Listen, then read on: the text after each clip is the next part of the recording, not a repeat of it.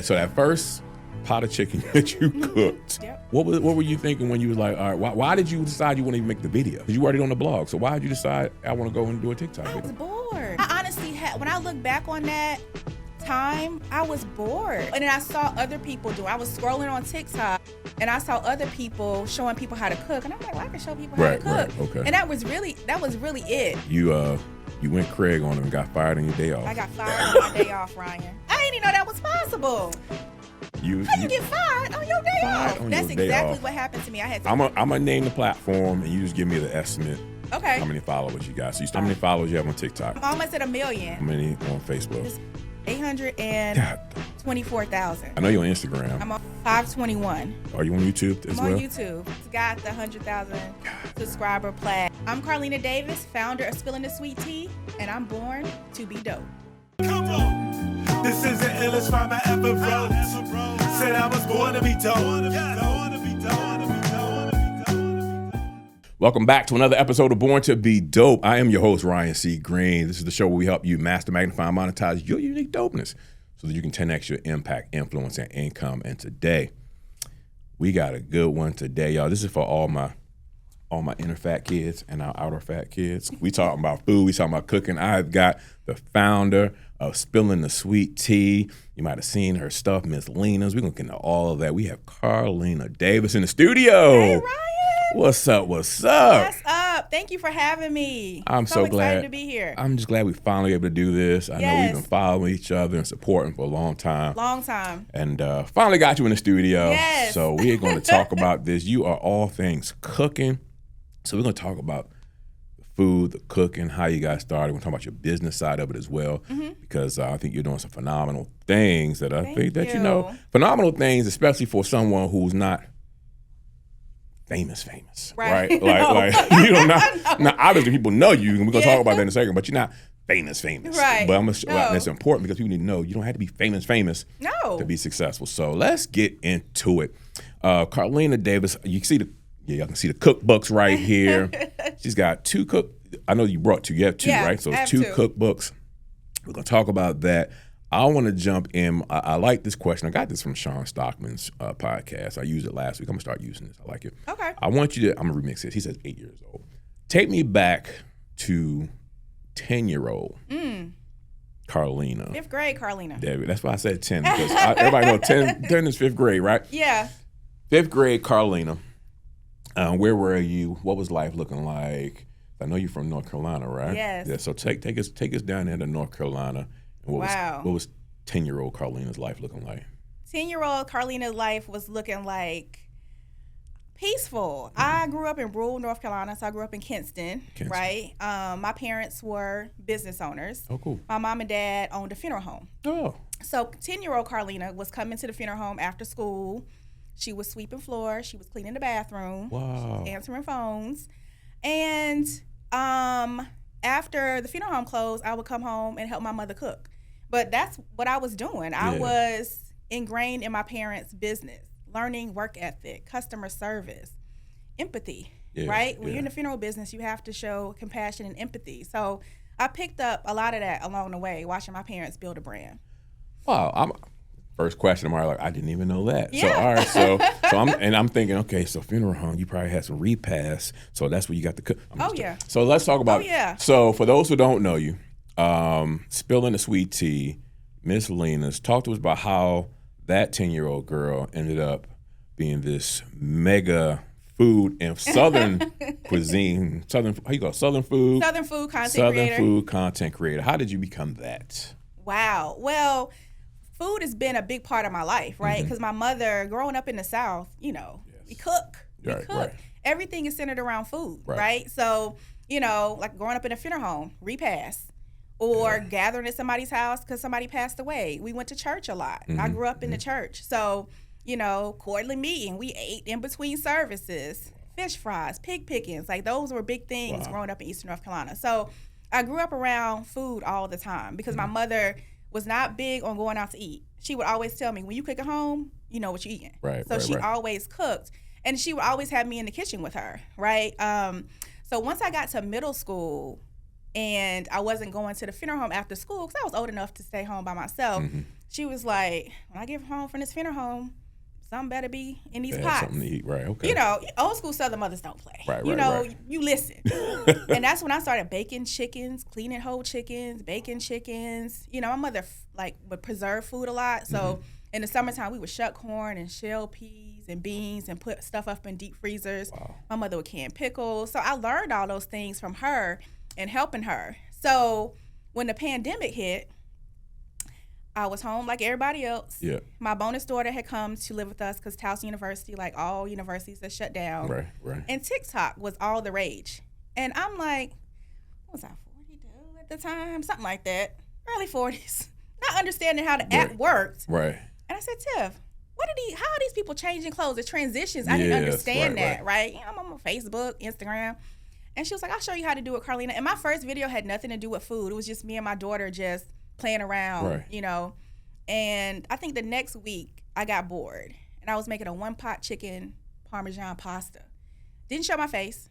I literally just showed myself making the food, put it on TikTok, got some views. And then the next recipe I showed was a hibachi at home because my family loves going to like Fuji and going to have hibachi. And I showed my face in that video and the rest is history. I literally started getting people following me. Wow. And you know, and it wasn't even Southern food I started with. Like, those 2 dishes aren't Southern at all. Right. But the main dishes I do cook are Southern food. So I just started showing people how to cook Southern recipes and sharing the memories on a plate that my mother created from me. And they love the stories behind the recipe. So we're going to dive into some of that because that was a lot you just gave us. I don't want people to miss it, right? So first of all, you just started this in 2020? In 2020. So Spillin the Sweet Tea was a food blog in 2017. Okay. I literally just was taking pictures, and not even good pictures. I am not a food photographer. When I tell you I can cook everything under the sun, but like, you know, you are a photographer, so you understand food styling and, you know, plating and things like that. That's not my ministry. I hire food photographers when it comes to cookbooks and things like that. But I literally just enjoy cooking and sharing recipes. I started the food blog in 2017. My mother had Alzheimer's disease. So I really started studying her in the kitchen once I realized that a day was going to come when she's not going to remember how to make the food and also show me how to make her recipes. So once I realized that, I started really studying her, how she made her biscuits, how she doing them candy yams. Like, I would be in the kitchen with her, but I'm like, what is she really putting in this food? And that's really how Spillin the Sweet Tea started. It was me just for myself really writing down her recipes and taking that in so I have them, right? Because I knew a day would come when my mother wouldn't remember how to make these dishes. And then in 2017, it just kind of was like a hobby. Like, oh, I'll create a business. It wasn't even a business. Spillin the Sweet Tea didn't come an LLC until 2020. It was a hobby. It was a part-time passion. A friend of mine I went to Hampton with helped me come up with the name, Spillin the Sweet Tea, because at that time, spill the tea was like a key phrase. And I'm like, oh, okay, that makes sense. Spill the tea on. And it'll get more Southern than sweet tea anyway. Sweet tea, exactly. Yeah, so, and that's kind of how it was born. But it wasn't until 2020, until like March or April of 2020, I started actually making video content. So all right. So I know you want to, let's take to the first TikTok. All right, so that first video that you did, that you was like, hey, I'm just putting something up. And the reason I want to go through this, because I know myself. I'm speaking for myself first. I know I've always been it's got to be right before I put it out. That's one of my weaknesses, right? I've got even this whole podcast, all the stuff I do with this, like I've got to have top quality not only because it's just something I want, but because my goal is to, like, when people watch my content, my TV show, I want them to think this could be on Netflix. This could be on. So that's always been me. But some of the biggest success stories come from people simply pulling out their phone, learning as they go, and doing it. So take us to that first. That was me. So that first pot of chicken that you cooked. What were you thinking when you was like, all right, why did you decide you want to even make the video? Because you already on the blog. So why did you decide I want to go and do a TikTok video? I was bored. Okay. I honestly when I look back on that time, I was bored. I really, and then I saw other people I was scrolling on TikTok and I saw other people showing people how to cook, and I'm like, well, I can show people how to cook. And that was really it. I had no ring light. I want to say I may have been 6 months in. Wow. And no ring light. And I have like like those can lights in my kitchen. The lighting in my kitchen is terrible. No, I had no ring light. I'm using my iPhone 12 or whatever it was at the time. Right. No fancy equipment, and I'm recording in TikTok. So I'm not. So you didn't even edit it. It was just straight. No. Whatever came through. And it was at that time. It was 60 seconds. Oh yeah. You didn't. Okay. You couldn't go past 60 Well, you seconds. had to keep stopping and everything. Yep. I was stopping in the app and showing people and trying to like construct the video in a way where I could show them how to make it in 60 seconds. Oh, okay. And I just started making TikToks in the app and then putting them on different platforms. What was the excuse me? What was the what kind of views did you get on that first video? What kind of response? I don't really remember the first video. I can tell you when my page started taking off, and it was around negativity. Because as a content creator, even when you're just making food, you get a lot of negativity. People say all types of stuff behind computer screens and phone screens. They don't know you. Yeah. They never tasted your food. But I'll tell you a story. And I think this is what kind of like propelled me. Because like people being haters is what really kind of got more people following me and wanting to learn more about me and my food. I had made some smoked turkey wings. And I used Tony Chachere's seasoning on my turkey wings. Because my mother introduced me to that seasoning brand years ago. But she was calling it Tony Chachere's. Oh, God. And, baby, I thought that's how so you pronounce it. Yeah. I'm on the video sprinkling them turkey wings, Ryan, calling it Tony Chachere's. Them folks in New Orleans told me up in the comments. Oh, wow. How you cooking with something you don't even know how to pronounce? I mean, me is I don't know what. The turkey wings are fire. Right. It's one of my treasured recipes that people recreate. But so many people came into my comments to my defense and was like, leave her alone. Like, simple mistake. That's so, I mean, but it happens. I've had so much hate over food and what people think, I should have added and why did you put nuts in it? And, man. Well, it's funny that you mention that because even food, like I one of my biggest pet peeves of social media, and I've made videos about it as well, which is that it seems like some people, their only purpose that they can find in life is to find something negative to say about anything. Like, how do you find something negative about a regular, like people, you ain't making mayonnaise sandwiches over hot dogs and some crazy stuff people do for views. Like people that rage bait with food. Right, exactly, like right. So it's like, so at that point, all right, so you get the negative. I got a list, but I'm following you. But so you're getting the negative feedback. Yeah. 80%. I made that stat up. 80% was that negative feedback. I'm like, forget this. I ain't doing this. I ain't dealing with these people. Why'd you keep going? I'm built like that. I get my perseverance and my just drive from my mother. Yeah. I saw my mother, do things that a lot of people told her she couldn't do. Wow. As like a black woman in the rural South. My mother was a boss. Yeah. And I get that from her. I'm like, first of all, I know I could cook. Right. First of all. And I think, I hadn't been on social media in that way before. And it was like my husband had to talk me off a ledge sometimes because you do want to go fire back and be battling people in the comments. And I did do that a few times. And I saw a content creator who's very popular. I was like, stop doing that. Like, stop doing that. People that follow me and are really like a part of my community do it for me. They do the fighting for you. They do the fighting for me. So I don't just ignore it and keep it moving. Yeah. But, it's just surprising to me how negative sometimes people can be over food, mac and cheese, potato salad. Babe, don't make no collard greens. And they don't understand like the different ways different people in different parts of the country make certain dishes. Right, and I think that's them. Like, if you just sit back a second and learn something, be willing to learn something, and be like, oh, okay, this is how it was done, or this how they do it. This is how they do it. Yeah, Eastern North Carolina, where I'm from, we chop our collard greens. Yeah, and that's very different than how people make collard greens traditionally. And oh gosh, but it just really helps me at the end of the day because my content is monetized. So if you want to fight about how I make my potato salad, that's what I was going to say. Really pat in my pocket. All those extra comments, just putting. That's it. And that's what. Yeah, because people who get online wanting to argue, don't realize you're just making me more money. Yeah. Because every comment counts. Absolutely. That's crazy. So all right, so what was? You kind of touched on it. Do you remember your first?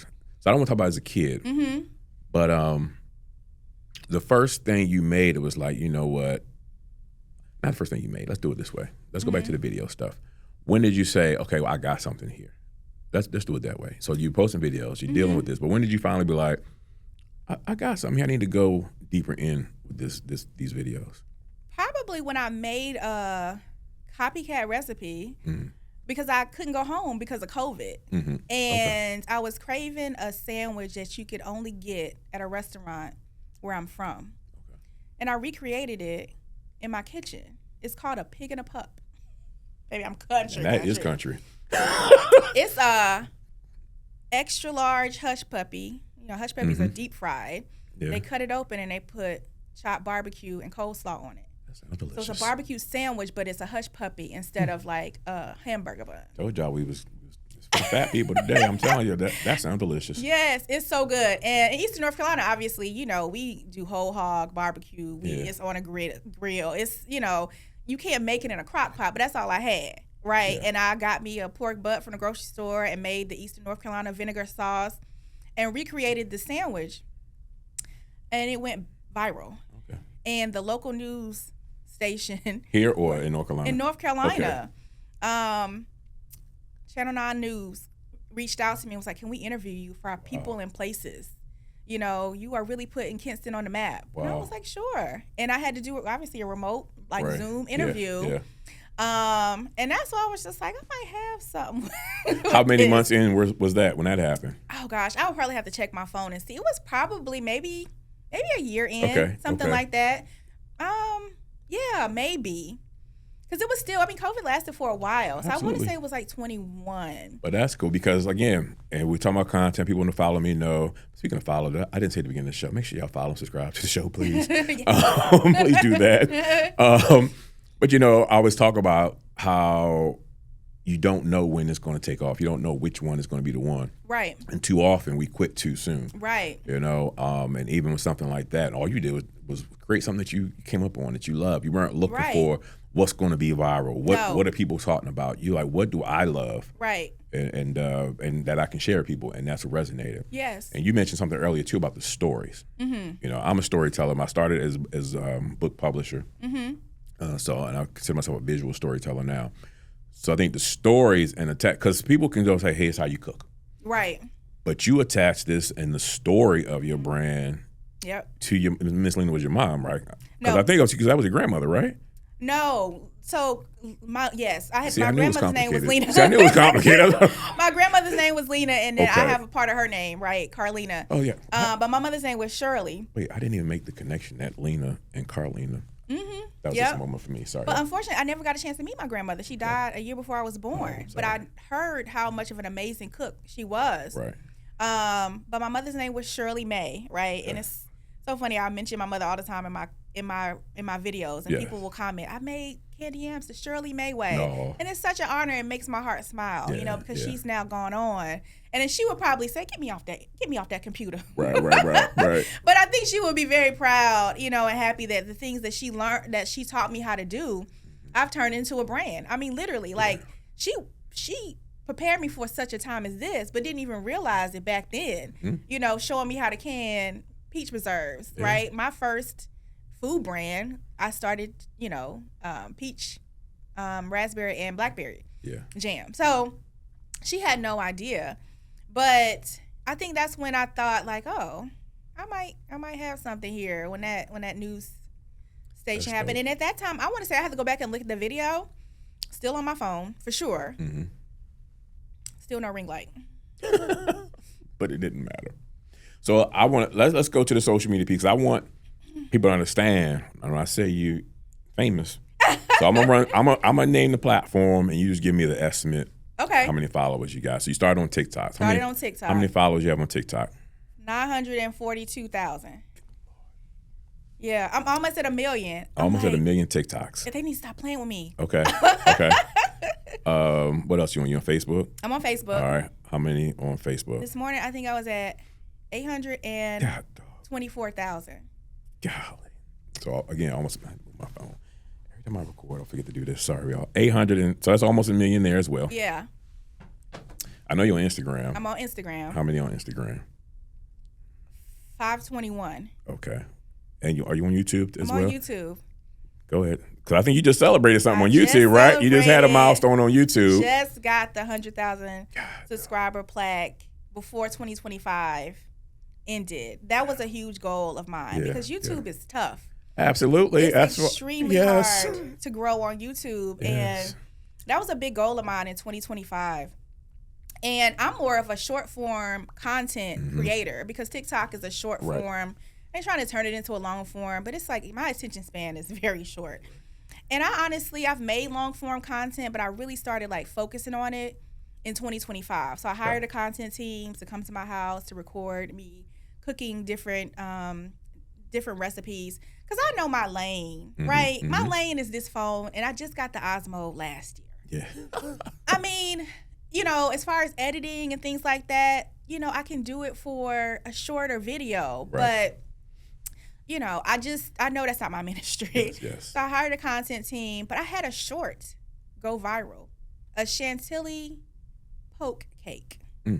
Not even my recipe, because I get inspired by other food content creators. And there's a lady I follow that had made this cake, and I just recreated it. I gave her credit, of course. I always do that. And I posted it on YouTube, and it went viral. So I gained a lot of subscribers from that, and then people started liking and subscribing because of my longer content. But yeah, I got my plaque in the mail the first week of January. So we said 9 something, 8 something. That's 1.7. Facebook was over 5. So you're talking about 2.2. YouTube 2.3. So almost 2.5 million. And I'm on Pinterest. I got 75,000 followers on Pinterest. So anything else I left out? No, Pinterest. That's it. I'm not on Snapchat. So almost across the 4 or 5 platforms, almost 2.5 million people. I'm looking at the camera. What would you do? What would your business and life look like with 2.5 million people following you? I'm asking for myself because I'm trying to get there. But all right, so, and I wanted to lay that out so people know that you know what you're talking about. All right, so let's go with the YouTube specifically. When you decided to go into YouTube, why did you decide why was that your goal to focus on? Because you were already having success everywhere else. Right. Why did you say, okay, shorts are good, the short form video is cool, but now I really want to go onto YouTube? The money is in long form content. And because I started content creation, doing short form, I wanted to diversify, right? Okay. And then TikTok, we didn't know what was happening with TikTok. Yeah. So all those rumblings with the app, is it going away and all of that spooked me, right? Because I got almost 1 million people that follow me over there. If they shut it down because of banning it, then that's less, 1 million people that I have engaged in my content. So YouTube is a platform that's been around and is going to be around. And, you know, people make really good money on YouTube. And my long-term goal is, you know, I grew up in a funeral home, so I understand with life comes death, right? But I'm trying to set up my daughter. If somebody making my mac and cheese in 20 years and I have gone on to glory, she gonna get the revenue from somebody making my collard greens and mac and cheese and candy yams, and I'm gone. And YouTube has that longevity. In a way, I've set my stuff up for her to be able to benefit if she don't pick up a spoon or a pot. I've left a legacy in a way for her to be able to have revenue because of something my mama taught me how to do, right? That residual passive income. And you talk about the longevity of YouTube, and that's one of the reasons why YouTube is like kind of my I'm trying to plant my flag there as well. I forgot who I heard it from, but it was like, you know, you think about social media, it might have been Sean Cannell. I follow him, his YouTube stuff. Now I got to follow him. You mentioned him twice. Yeah. I got to follow him. Yeah, so I'll tell you, once we get off here, I'll make sure you get his stuff. But it was like when you go looking for something, YouTube is like the number 2 search engine in the world, right? So you got Google, then YouTube. People go on YouTube searching for instructional videos. Right. They don't do that on Facebook. They don't do that on IG or TikTok, right? And it's like, we've got our TikToks or our IGs. Ask yourself, how many times have you actually scrolled more than 3 times past someone's page? How many times have you even gone to someone's page? If it's not in your feed, you're probably not even going most times, right? You're not. Where YouTube, you have a video from 10 years ago, someone will search a question that you answered and you're going to pop up. Yep. That's the power of that. That's why we're focused on trying to make that work as well. And why I keep begging people to subscribe to the channel. But anyway, we want to get that monetization numbers. Right. So, all right, great. So you also talked about how when you decided to do that, go to YouTube and do the long form, you understood where your sweet spot was in doing the cooking. Right. So it was like you had to go and get other people to come and do the part that you didn't, not that you couldn't do, but you knew like, if I'm editing, I'm not cooking. Right. Right? Yeah. So what was that decision like? What kind of investment? I don't need the exact numbers, but I mean like when you're deciding I need to invest in me, what was that conversation like to decide that now it's time to put this money here so that I can start to build and make more? Yeah, I mean, I think it was the connection with the content team that I'm working with, right? Okay. I felt like they could do a great job with recording and editing the content. I love the convenience of them having to come to my house where I don't have to go to like a commercial kitchen and stuff like that. But I saw that at the end of the day, I needed to make this investment monthly to be able to get to where I want to be from a monetization standpoint on YouTube. It's not that I couldn't do it. Content creation is very time consuming. A lot of people think you just get behind your phone and you just talking. It's not that, especially food content. Your video, I'll cut you off, but your videos are dope. Like I've seen them. I've looked like, how do you cut the greens, then all of a sudden the next shot you edit that, and then that was you got the butter, and I'm like, yo, who's doing all that while they're cooking? I'm not even like, I mean, when I see some of these food content creators and the different angles they have, I'm like, how many cameras? Yes. Because I started on TikToks. I'm literally with my phone turning the camera back and forth in the pot, like it's not even. And then I think in 2024, I was like, okay, I'm gonna get the Osmo. So I got the DJ3 Osmo. Because I'm like, okay, the phone is good, but I want to be able to have higher quality, right? So I got that. Then at the end of last year, I was like, oh, I'll get the Meta glasses, right? So every year I try to kind of up my game. And I just really started doing that because for so long, like the phone was fine. Yeah. But I understand now that you have to continue to evolve and, use different technology. Yeah. And the other thing is I'm an affiliate, for Walmart and Amazon, right? So if people see me using these glasses, click the link in bio. You dropping all kind of gems. I hope y'all getting this. Yeah. I mean, there's so many ways to make money online when you have built like a community and a brand. And I saw that early on too on TikTok. I want to say very early when I was following some of these content creators, merch. That was something that I saw people doing. Yeah. I got my little tail on Canva. I'm no graphic designer. Right. I'm no graphic designer, but I'm like, I can get on Canva and find a template that I think is something I can manipulate and turn it into something that reflects my brand. Absolutely. So I created Birch, Sweet Tea, and what did I say? I grew up on Sweet Tea and Jesus or something like that. I can't remember. These are all old merch things. Yes. I did one, Minding My Black Owned Business. That one was like very popular and it's still selling on Amazon merch today. And then I did another one. It's Southern Mixed With, and it's all these different Southern dishes. Okay. Right, that was very popular. So that was something that I was like, okay, these people are monetizing on what they've built by creating merch. Yeah.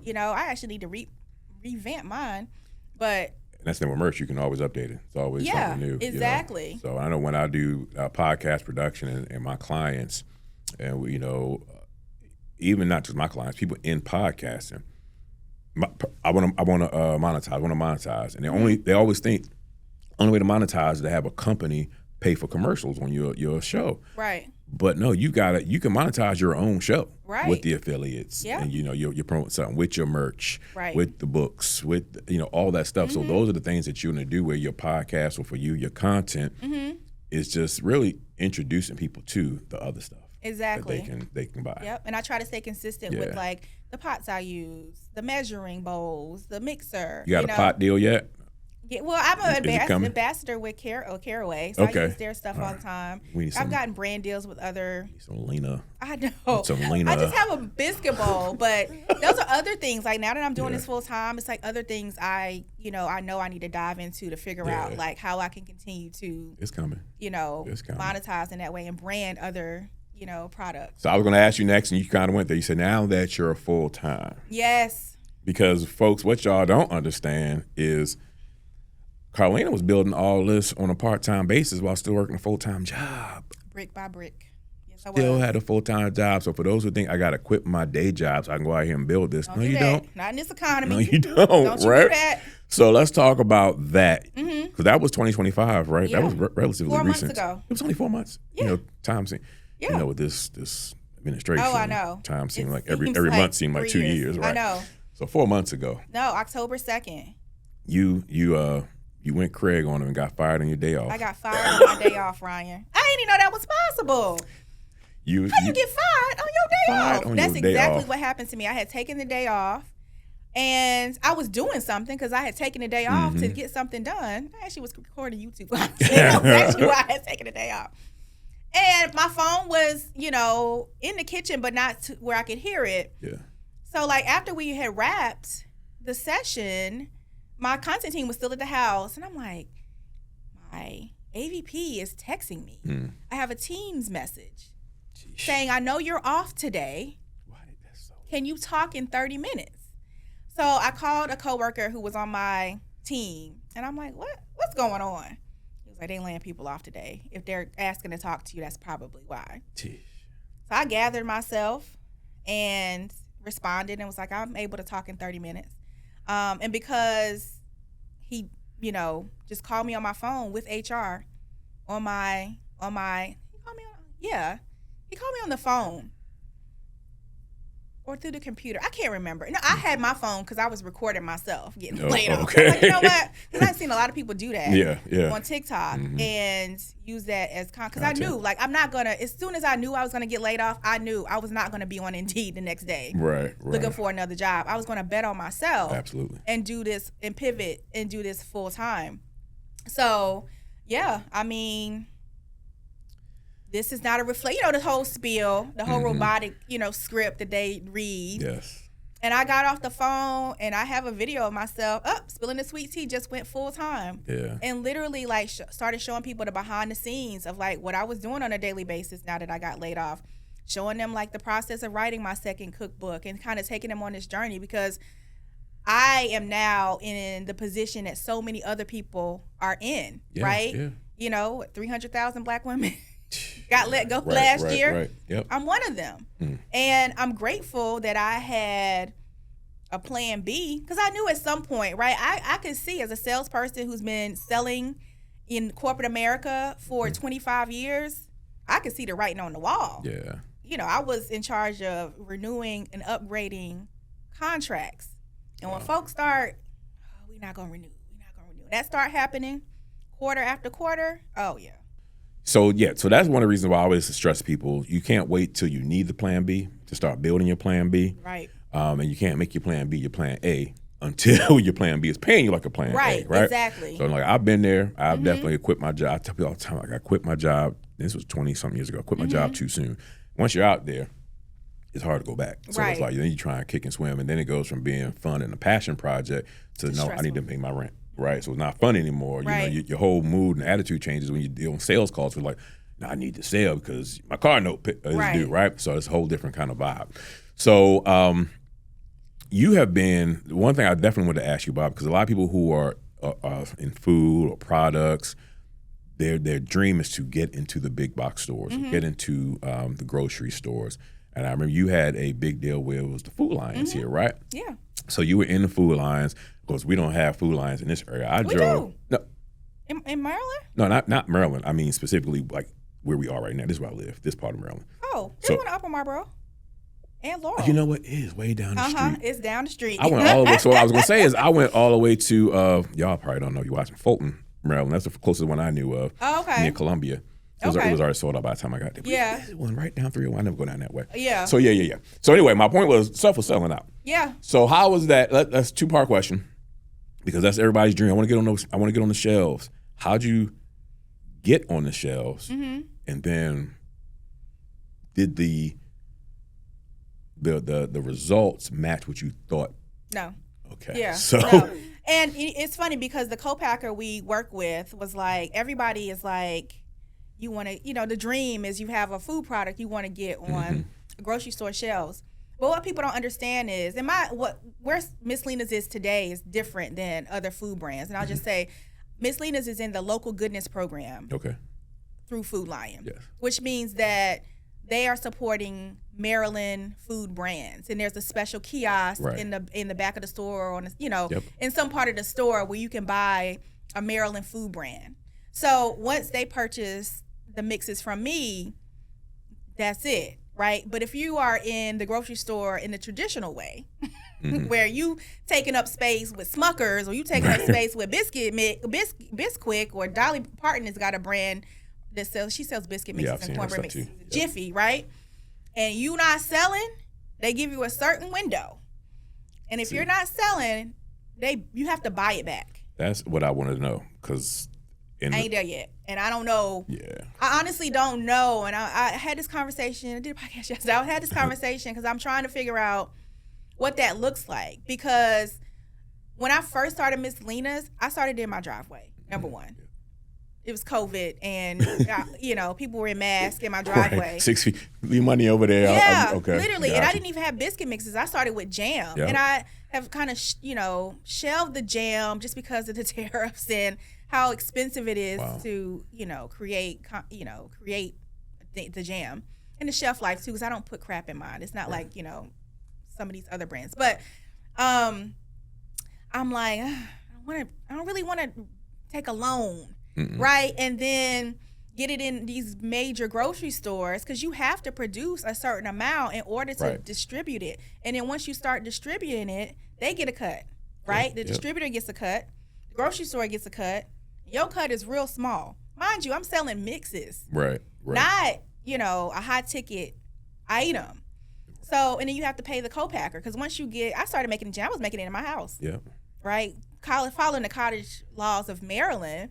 My husband and I were making this jam based off how my mother taught me how to make peach preserves, because she would make peach and pear preserves every summer, and I would help her do it.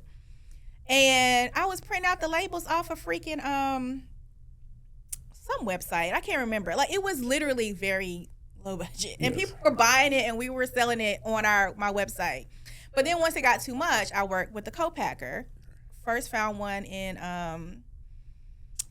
New Hampshire. Okay. And we went to her facility, and she showed us how she, made everything. And then we ended up moving to another one in Woodbury, Connecticut.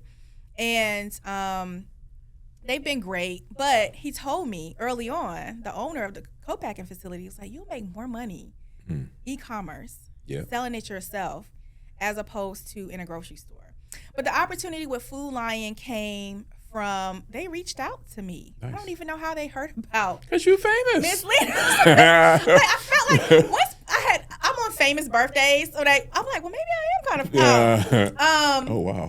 Yeah, literally famous birthdays. I didn't even know that was a thing. Me neither, but you. But so March 15th, they I'm on there. But they reached out to me and wanted to have me a part of the local goodness program. And my husband and I have talked about, expanding to other, because there are other grocery stores that do it. I know Giant does it. I was in Giant the other day and know they do it. But it's just like, right now I don't have any inventory because Food Line is buying it. Okay. Right? So, I'm sold out. Nobody can buy it from spillinsweet.com because the inventory is going to Food Lion. So we're in flux to try to figure out kind of where things go, because I can't really bring the price point down unless I produce a lot, and I'm just kind of like, do I really want to do that in this economy? Food Line, you can't do much until it's sold from once Food Line buys it from me, I got program. my money. Okay, so that program I don't have is to not buy the term. The normal program. The normal program. And so that's when you're in all Food Lion. So when you get to that level, they got a bunch of stores in bunch of different states. And my followers are like, when is it coming to North Carolina? When is it come? I don't know. Like, it's not. Get it on Amazon. Like when UPS drop it off when you exactly, buy them. Because when I was working in corporate America, that's what was paying my bills. So the money I was getting, part-time was funding these different projects. Right. Now, a different. Yeah. And I asked that because when I was publishing books, that was the same way with the book publishers. People don't understand that part. Everybody wants the big dreams. You haven't researched to understand what that comes with. Yeah. Getting on the shelves is fun, it's cool, it's good to say you on the shelves. Yeah. But what people don't tell you about is when that stuff get returned. So exactly. I remember my book company, I was so excited we had gotten, we met the buyer at Borders, Borders bookstores, and would buy my company's books. And it was cool. They bought like 700 copies of a book. Wow. And within a year, Borders shut down. Guess where those 700 books came? Back to me and with a bill. Yeah. So, it's like that part you don't see. It's like we were out of business for a minute, because I can't. That's really honestly why I stopped publishing other people's books. I'm like, I can't be responsible for this, So I understand that. And that's the part people don't see and don't get. And they don't understand it. Yeah. So, Exactly. so that was great. We are going to take a break.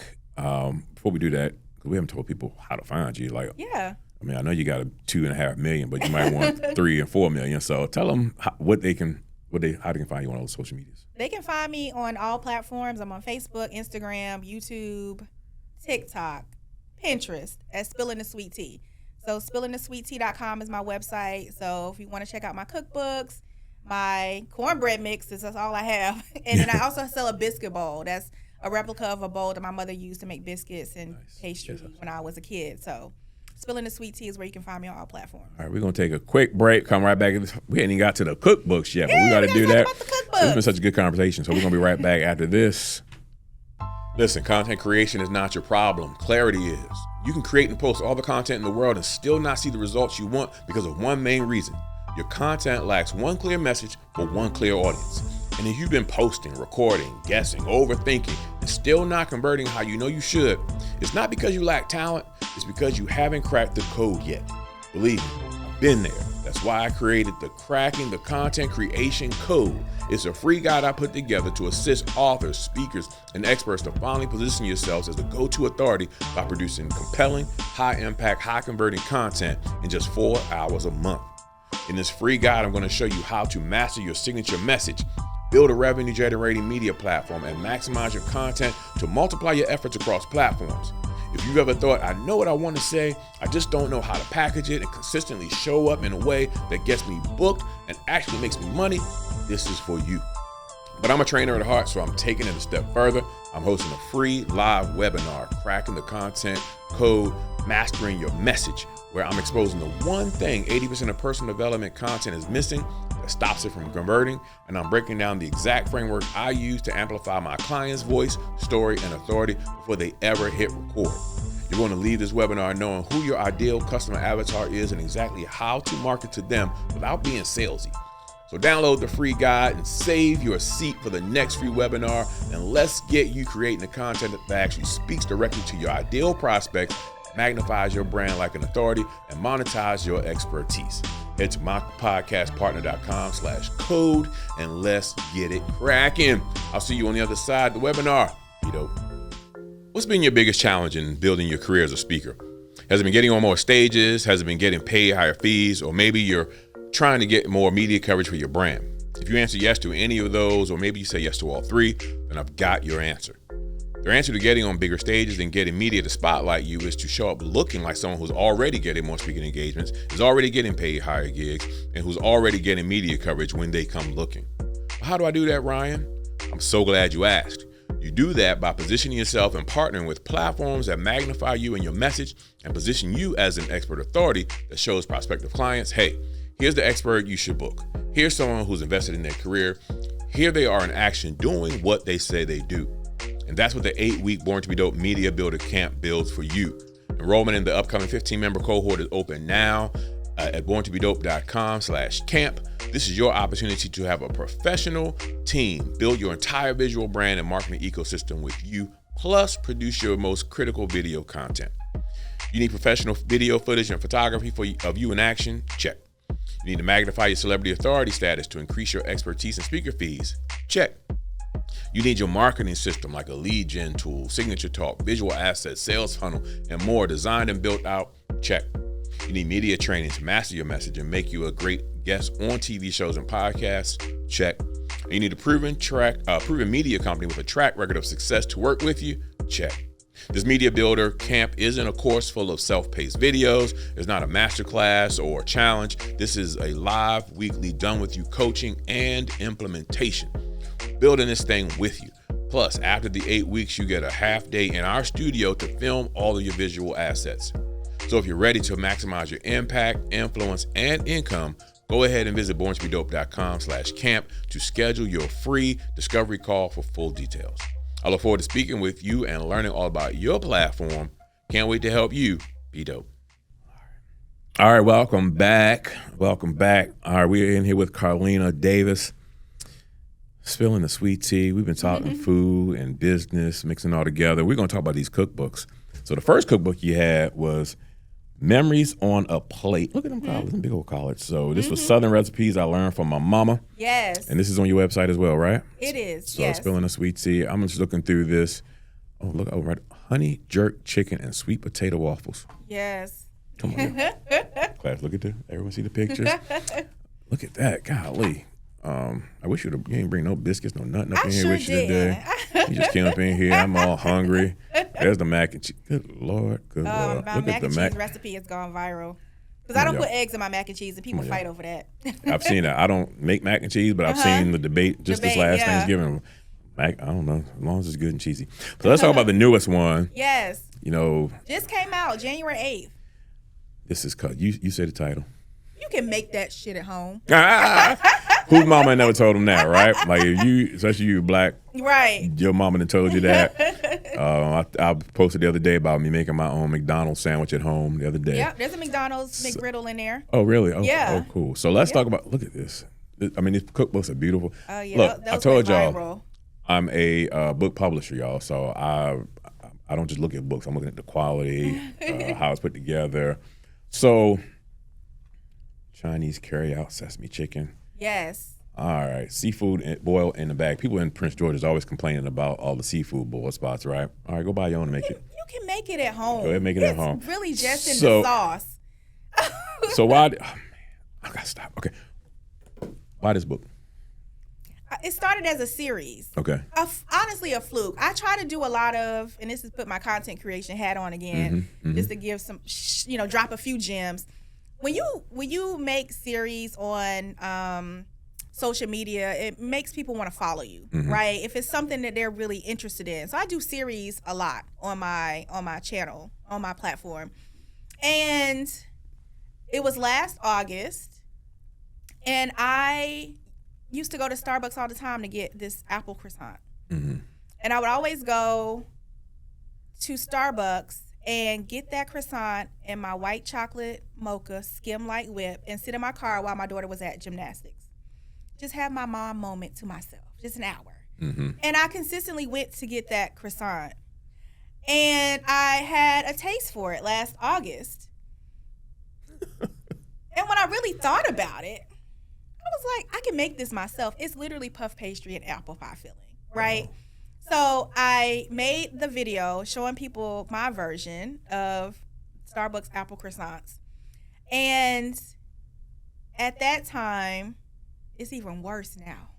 But at that time, I could see the writing on the wall with the economy. Yeah. And that name is what came out of my mouth when I made the video. You can make that shit at home. Yeah. Because it comes with a little bit of, and some, I got a little blowback because I'm saying shit, in the series. Some of the older people that follow me like that. But to me, when I thought about how much it costs to eat out, when I thought about how the average family of four can't go to the Cheesecake Factory anymore and get the shrimp scampi pasta, because first of all, it's way more expensive. Yeah. The food is not as good as it was 3 years ago. Right. You're getting 5 shrimp instead of 8.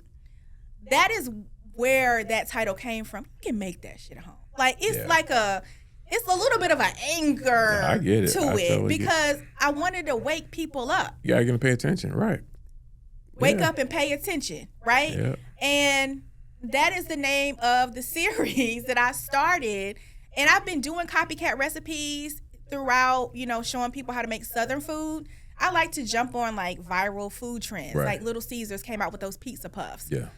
I did the Nashville hot mozzarella sticks, right? So I've been doing this. It just never had a name. And I kind of just was weaving it through my content. Yeah. When I see people get obsessed about something that these corporate restaurants. Something basic that they try to make look like it's all. Exactly. And showing them how to make it, right? It just never had a name. And I never did it consistently. So I did that in August. And then I just named it. You can make that shit at home. Right. And people are like, you're right. Right. Right. You know, I don't think these people understand these corporations. These are corporations behind these restaurants, these chain restaurants. Absolutely. And I think people are now starting to get it, and they're starting to see, you know, these are things you can control, right? You don't have to DoorDash. You don't have to Uber Eats. You can cook at home. Yeah. And like we used to. Yeah. Like I mean, that's how I grew up. My mother we didn't go out to eat. Yeah, going out to eat was a treat, a luxury, right? Yeah. You know, once in a while.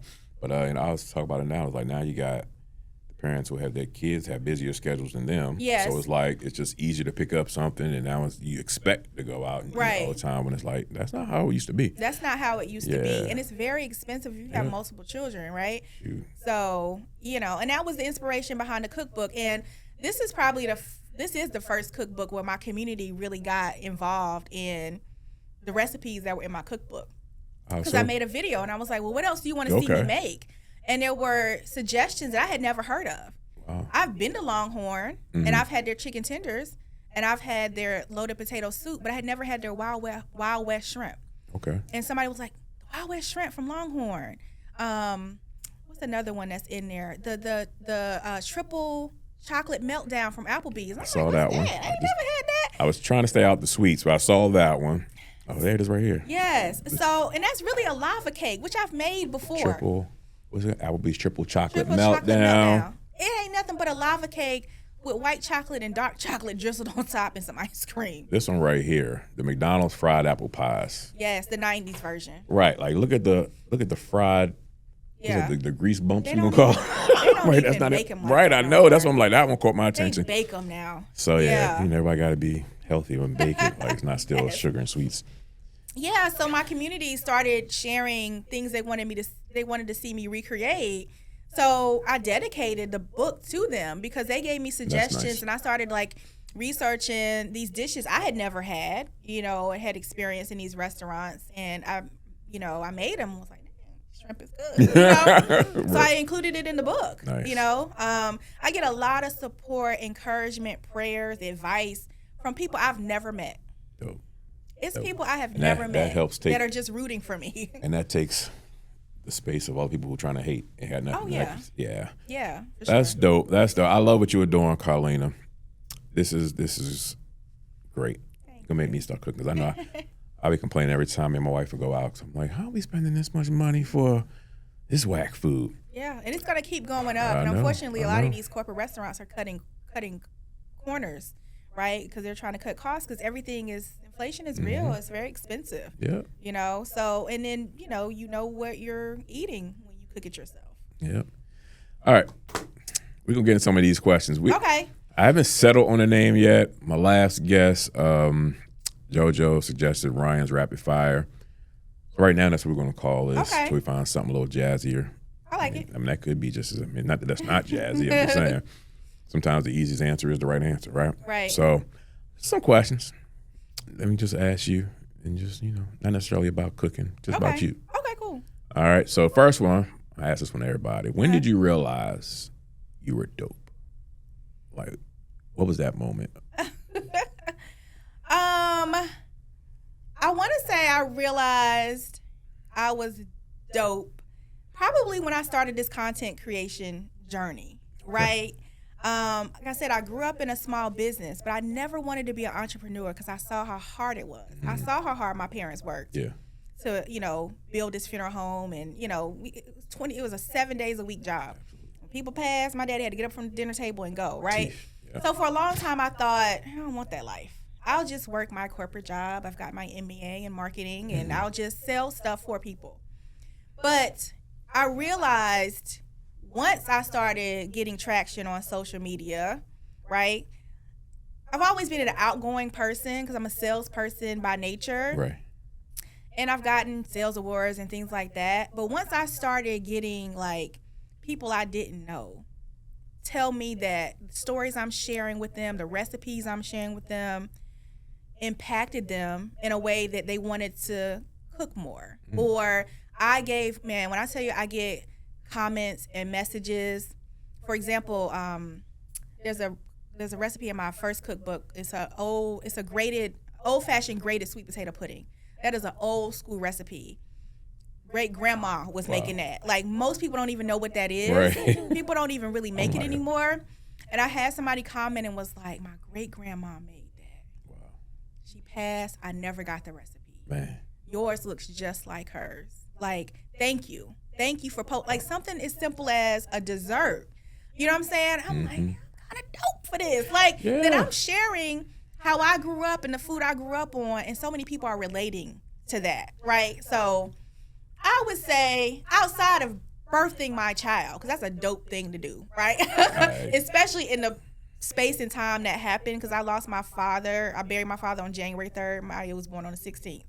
So that was hard, right? But I got through it, and I'm on the other side of it now. But I would say that once I really started saying, well, I might have something here. That's a good answer. I think with our community, food is such a integral part of everything. Absolutely. So it's like the connection that a lot of our memories, we think back on our older family, like food is there. Like you talk about canning peaches. My great grandmother, the one memory I have, two memories, she would plan our family trips, went to Canada and Myrtle Beach, south of the border, Myrtle Beach. And then she would always can jams, jellies, preserves, whatever one. I know all three different things, but she would can something. Yeah. There was fruits. I remember. And then I remember her with the mason jars. There was always this film of something on top. Yes, like, I don't know what it was. I was young. Wax. Okay, so so like that's an old school way. I was like too. 10 when she passed away. Yes, you know, so that's you talking an about old school way. But I still remember that. I never knew what. I'm like, what is that? But that's food is that important. So so good. All right, we know that you can cook. Yes. What is a talent or skill that you wish you had? I wish I could sing. That's mine too. And dance, probably. I am maybe I too. You can't dance? I cannot dance. Okay, I mean dancing is hard. Like I can't step. I like to dance, but I can't step. I can I can keep up with the beat. Yeah. But like these TikTok dances I'm seeing online and like the duck, I can't do none of that. Yeah, no. So I do wish I could sing and dance. No, but I got you. I cannot. All right. What is maybe another talent that you do have that you wish you could have made a career out of? Had this food thing now blown you up? So, you know, if I could get paid doing this, and it doesn't have to be necessarily something people get paid for. This one. Gosh, if I could get paid for something else I'm good at, what would it be? Maybe travel. I love to travel. Like putting trips together for somebody, for people. Nice. Okay. Yeah. I'd really love traveling. But I have a good friend that is amazing at that. But I would say that, yeah. Okay. Cool. All right. Tell us something about yourself that you used to hate, dislike, or felt that you had to hide, that now is kind of like, you know what, you embrace it, and that's what makes you unapologetically dope. Like physically or just? Whatever comes to mind. Hey, well, I'm gonna be honest. Okay. Because I used to feel some type of way. Bottom heavy. Always been bottom heavy. Okay. 5th grade. Yeah. And it took me a long time to realize people be paying for these BBLs. Yeah, I tell you. I don't need one. I used to, when I was in middle school, and my husband, like, he cracks up, because I still was doing this at some point. We were dating, tying sweaters around my waist. I did that a lot at Hampton, too. It's weird when I look back on it and I look at pictures. I'm like, well, I got a damn sweater tied around my waist. Isn't that something? But I used to feel some type of way about that. And now people was paying thousands of dollars and have millions to get the thighs and the hips and booty I got. Right. And but I did for a long time feel some type of way about that. Yeah. Something. Just wait long enough. Yeah, exactly. Yeah. That's okay. All right. What song you listen to right now that kind of motivates you? You in the kitchen, like, all right, I'm about to get this popping. What you putting on? I'm putting on what I was putting on in 90. I listen to the same music. Yeah. There's some songs that folded. I love that little song. I like that. Kalani. I like that. This new stuff doesn't move me. I'm still listening to the same stuff I was listening to in 95. A note on Folded, Hamptonian, Antonio Dixon. Oh, really? Okay. I don't want to say he's part of the production company with that, so I don't know what part he played, but yeah. So yeah. Hamptonians are born to be dope. You got two sitting right here. I mean, what you saw? I mean, come on now, let them know. Let exactly. them know. Yeah. Yeah, but I'm an Anita fan. I'm listening to Whitney, Keith Sweat. My husband surprised me a couple years ago with tickets to see Keith Sweat in concert in Atlantic City for my birthday. Okay. I got a chance to take a picture with him, and I thought I was gonna fall out. Oh my. I've been a Keith Sweat fan for a long time. So New Edition, that did is you what go to the show when they came? New Edition, Keith Sweat? Yes, yeah, I did. Yeah. So Biggie, the music I grew up on and also was a big part of my college days is what I'm still listening to. Mary J. I'm not switching up. No, ain't no Playlist is food, stayed the same. music is like food. Music is food. Once you got your zone, what you gonna change? I might add a little bit here and there, but no, I'm good. Yeah. See, I didn't grow up on Alfredo and tacos, right? So it's when the snowstorm hit here, I was making chicken and pastry or chicken and dumplings, as most people call them, and hush puppies. I was meant to ask you that when you were talking. Is there a chicken and dumpling recipe in your book? It is in the Southern Cookbook. Yep. And you see my aunt. The beauty about Memories on a Plate is it also has photo memories and stories, right? So there's not a photo of chicken and pastry in the cookbook, but you see my aunt, my 93-year-old aunt, rolling out pastry. So there are photo memories that, pictures of my family that's in the book. Talked about the sweet potato pudding. The chicken and dumplings is the one thing I've not had since my mother passed. Oh, wow. She used to make them. So you're talking about 25 years. I haven't had that. So nobody knows how to make them. Nobody knows how to make them. So it's okay. The recipe's in there. All right. Hopefully it'll taste like hers. We're going to see. All right. Let's do a couple more. What I'm going to ask you. Okay, I like this one. All the success we talked about. What is the last time that you failed at something? There was a copycat recipe I was trying to recreate. Mm-hmm. Buffalo Wild Wings had these loaded tater tots. Mm-hmm. I can make that. Cool. You just boil some potatoes and grate them up and mix it up with sour cream, cheese, bacon. Cool. I got it. Right. And I put all my time and effort into trying to recreate these, and it will probably see the light of day from a bloopers perspective. Oh boy. But the damn thing started falling apart in the grease and not looking nothing like, they're supposed to look. And, when it comes to food content and you done bought these expensive groceries to try to make a video and it does not come out right, that's taking an L because you have wasted your money and your time and it does not come out right. And that has happened to me, right? It happened to me a couple weeks ago when I tried to recreate this loaded tater tot dish. Yeah. And it didn't come out right.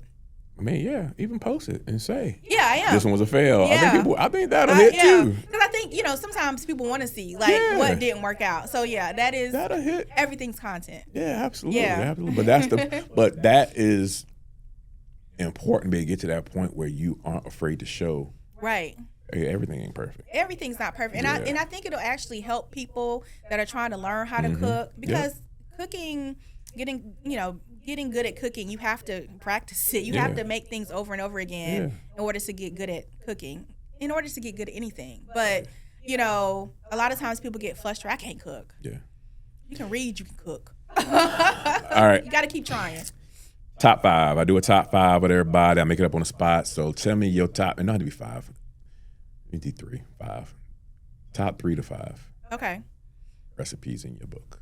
Either one of them combined between the two of them. No, let's not do to make it at home. Let's do the southern one. Let's do that. Okay. One. So they're probably all my mother's recipes. Okay. So the number 1 is candy yams. Okay.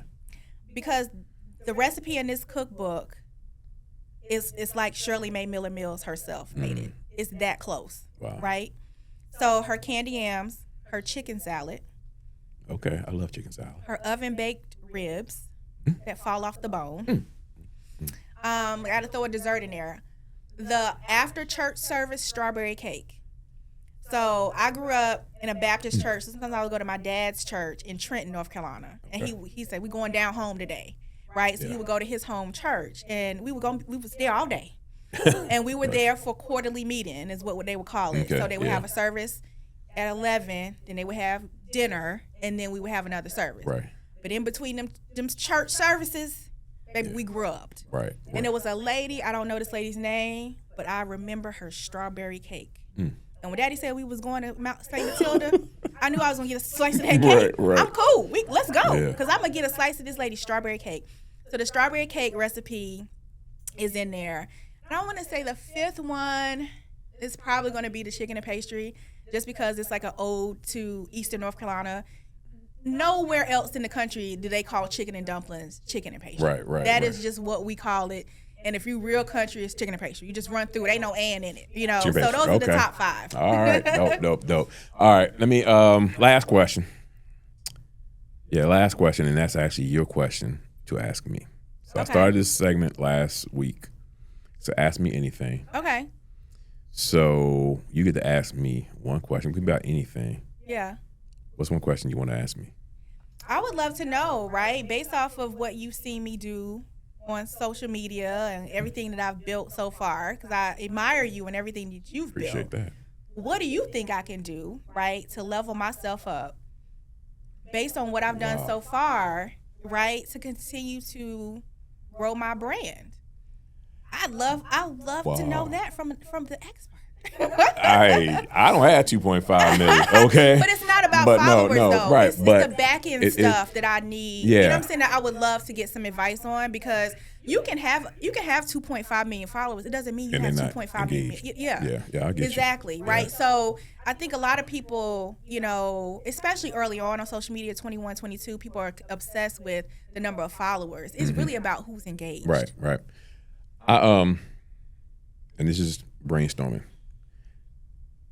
Because what you're doing right now is great. That's why I follow you. Your content is great. That's great. Live cook-alongs. Yes. People pay for you without me putting up a charge for it. So like everybody cooking and they can do that engagement thing with that. The stories, you already incorporate that. But I love that they do it more. Maybe some of the history of the food. There was a Netflix show about Southern cooking.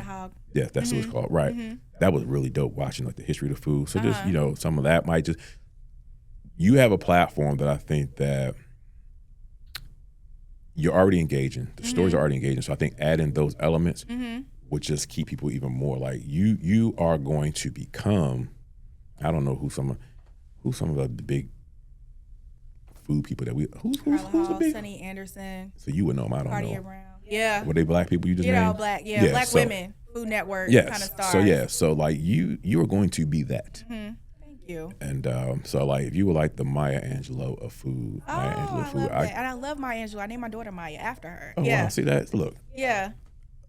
I got this gift that I don't take credit for it, but that was obviously I don't think it was an accident that I just used her as an example. Okay. Yeah, no, I named my daughter after her. But I think that I definitely see you because food is that comfort. Yes. And the times that we're in right now are not. I don't see them getting much easier. No. And I think that you could be that for not just us, but for the future. I think you're going to be that person. Thank you. So just that continuing engaging, showing other people how the food relates to everything else. I think I see that happening for you. Okay, I appreciate that. Absolutely. I'm gonna do more lives. I committed to doing that in 2026 because when I was working with corporate America, I really didn't have time to go live. Right. I am a whole mama too, you know, absolutely. whose daughter is in a lot of activities. But now I do have more time. So now that the cookbook's out, I'm gonna dedicate more time to go live. But charge for them. Don't do it for free. Yeah. Yeah, charge for those. Yeah. All right. So listen, we are gonna have to wrap it up. This is great. We could keep talking. Yeah. Next time I'm gonna do it in your kitchen so you can cook for me. Yeah. But anytime you're around the corner. Absolutely. So give the people how to follow you, get instruction on how to follow you again. Okay. And yeah, you can find me on all platforms: Facebook, Instagram, YouTube, Pinterest, and TikTok. Spillin the Sweet Tea is where I'm at, and then my website is spillinthesweettea.com. So my cookbooks are on Amazon. You can also order them directly from my publisher, and That's it. That's where you can find me. Yeah. All right. So continue to follow us, the show at Born to Be Dope on all social media. You go to borntobedope.com. Follow me at Raji is Dope on all social medias that I'm on. I'm not on all of them, but if I'm on it, it's Raji is Dope. It's been a great conversation. Yes, thank you for having me. Enjoy having you here. Definitely get her books, support, follow. We want you to be part of that 3 million that's coming, that's on its way. Look forward to talking to you all next week. Be dope. This is the illest rhyme I ever wrote. Said I was born to be dope.